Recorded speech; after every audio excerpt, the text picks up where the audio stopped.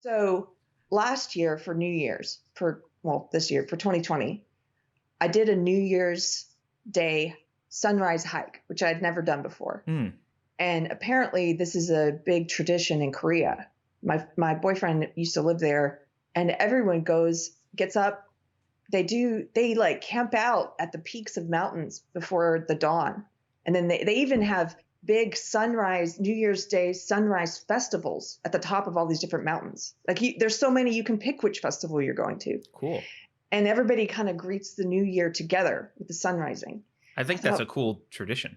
What a cool tradition, it's right? It's way better than getting sloshed and sleeping until noon and being hungover, which is, I think, the American way. Tradition. Yeah. Well, I had never heard of that before. So I did that this year, and it was really just beautiful. Yeah, it's not having to wake up so early. But I got up at 5 a.m. We found a hike in advance, prepared, decided where we were going, whatever. Hiked, saw the sunrise. It was gorgeous. It was a great way to start the new year. So I'm definitely doing that again this year. And if anyone wants to join me, you have time to find a hike near you, find a mountain, find whatever, and plan it. And it's so great not waking up hungover that day. And anyway, that's something positive. And the other positive thing is that I really like this tradition of, have you ever heard of this one? This I think is, I'm not sure where this has roots, but this is one I had heard of and I've done before, where you make a list in advance, and you basically, it's the idea of whatever you spend your time doing on New Year's Day, you're going to spend a lot of time doing the rest of the year. It's this sort of I haven't heard that one. And so you want to make a list of the things that you want to be doing for the rest of the year. And then on New Year's Day, you spend your day doing those things and not doing any of the things that you don't want to spend a lot of time doing the rest of the year. And it's almost like a superstition thing. But so you can take that and use it as a ritual, to get rid of any, like think about like throwing away whatever bad habits you don't want to carry over into the new year. Right. And maybe trying out something new that you do want to do more. And because it's got that added thing of like a ritual, it's for New Year's Day. I think it's something that could help you, at least with me, helped inspire me to continue doing some of those things. So anyway, my list this year was dancing, cooking something, playing a game of chess, learning one new thing, teaching someone one new thing, kissing, just laughing. Generally kissing whatever, whomever. Okay. Laughing and writing, reading, doing a podcast. We did a podcast. And I would say, and all of those things on my list I hit, except the dancing, although I did try to squeeze it in at the grocery store at the end of the night because I realized we didn't go dancing. But all those things I hit, and I've been pretty good about doing them throughout the year. I could stand to do more writing. But I was thinking about what's going to be on my list for this coming year. It's probably going to be a lot of those same things. Plus, I'm going to add more. I feel like I'm leveling up. So this year, I'm going to add some more fitness stuff. I didn't have fitness stuff on there last year. So I'm probably going to add yoga and some kind of cardio and weightlifting for that day. And prayer. I didn't have that on my list last year.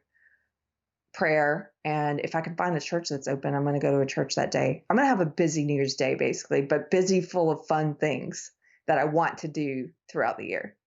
So I know I'm springing it on you, but if you were to write a list like this, what would it be? What would be on your list? What would be some of the things on your list?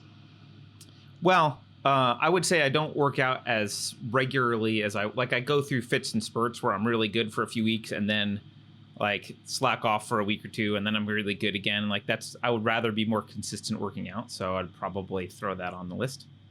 What else would I throw on the list? That's a good question. I would probably throw writing on the list. I feel like I don't have time, but I do love to write. And I much prefer writing to speaking, actually. If If people were reading, this wouldn't be a podcast. I would just be writing stuff. But yeah, I'll probably do that. Well, that's a limiting belief. You need to get rid of. It doesn't matter if people read or not. You need That's to true. write if that's what you want to do. It is a limiting belief. I agree with you.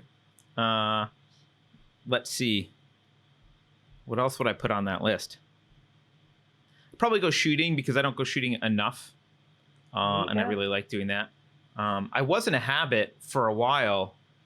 I guess I'm still semi in this habit where I would get up in the morning and first do some like dry fire practice in the morning, and then work out, and then actually jump in the pool, which I did this morning. It's kind of cold. It's like almost freezing, so I can last a little bit less than 2 minutes in the pool, and then my head starts to hurt. It's so cold. But yeah, that's good for your heart, though, right? Yeah, it wakes me up. So let's see, what else would I add? I'd probably figure out some family stuff to add. But I'm not sure what that would be exactly. It would probably be doing something with my daughter that's like a shared interest. Like I'd probably take her shooting. She likes to shoot. We don't do that as much, right? And probably something with my wife, although I'm not sure what that would be either. She's a workaholic, kind of like I am. So something relaxing with your wife. Yeah, we both need to do that. We're the kind of family that has monthly meetings about goals. So, of course, but I love they that, slacked off. Well, but it's because of her. She's been gone, and she's coming back on Monday. But she's been gone for 3 months, and I was just talking to my daughter, and we were like, "Yeah, we kind of didn't have any meetings." She's gone. We kind of didn't do that. She's more the operator than I am, but yeah. Whatever. No, I think it's a great idea. I'd have to think a little bit harder about what the things are. We generally do at the end of the year, sit down and figure out goals for the following year and that kind of stuff. And, review. There's always failures. There's always things that you wanted to do that you didn't do, and figure out kind of why. And yeah. So, yeah. I think I would also add to mine. So one of the things on my list last year was no alcohol. And as you know, I'm a little over a year sober now. I'm going to add no smoking to my list. This is a confession to people who watch the show. I have started, I'm not doing, I picked up smoking. Not immediately after I quit drinking, but I started doing it casually a few months after. And then it became just like, okay, for some people, I'm sure it could be like with alcohol. It may not be a problem for them. It's a problem for me. And so I have been struggling for the past few weeks to stamp that out. And it's a good thing to have that on my list, because it's just a recommitment to not do that anymore. So yeah, put that on my list. Yeah. That's good. I mean, yeah. Often when you get rid of one habit, some other habit creeps in, right? It crept in, and it crept in slowly. And I think I've talked about it on the show before. I used to smoke years ago. I quit 15 years ago. So to start engaging in that bad habit again, it was just not a good idea. And just like with anything, I don't do a lot casually. So so that's going to the onto the list. So someone in chat said go carnivore 2021. Totally. I gotta have Sean Baker on the show. He did say yes, but then we never scheduled anything, so we'll try and get Sean Baker on the show. But I did spend most of this year in at least pseudo carnivore. There were a couple months where I would do full on carnivore, and then I would drop out. Like right now I'm in semi-carnivore. I'll drink yerba mates and stuff once in a while, and I'm not totally carnivore. But I'll tell you what, so much more energy. I feel so much better when I'm doing carnivore. So totally recommend that for anyone interested in carnivore.